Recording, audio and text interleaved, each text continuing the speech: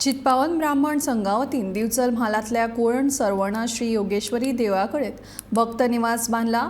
सोमारा एका खासा सुवाळ्यात वीज मंत्री सुदीन ढवळीकर हांच्या हस्तुकी या प्रकल्पाचे उक्तावण जाले। ह्या सुवाळ्यात कांय मानेस्तांचो सन्मानूय जालो। योगेश्वरी देवीच्या भक्तांची सोय जावची म्हूण हे निवास बांधला।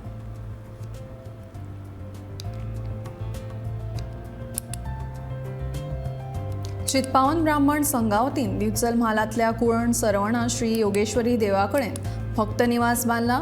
सोमारा एका खासा सुवाळ्यात वीज मंत्री सुदीन ढवळीकर हांच्या हस्तुकी या प्रकल्पाचे उक्तावण जाले।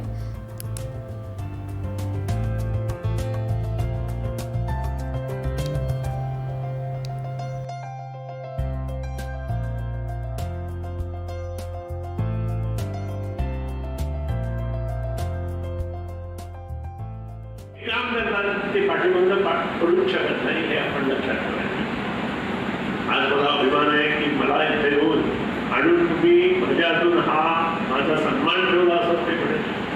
कारण शेवट जेव्हा आपण काम करतो तेव्हा प्रत्येक समाज आपल्याकडे बघतो हे आपण लक्षात ठेवायला पाहिजे। त्या दृष्टिकोनातून आपण जर काम केलं नक्कीच त्याचं अभिनंदन आणि त्या गोष्टी आपल्याला मिळायला पाहिजे ते मिळू शकतात।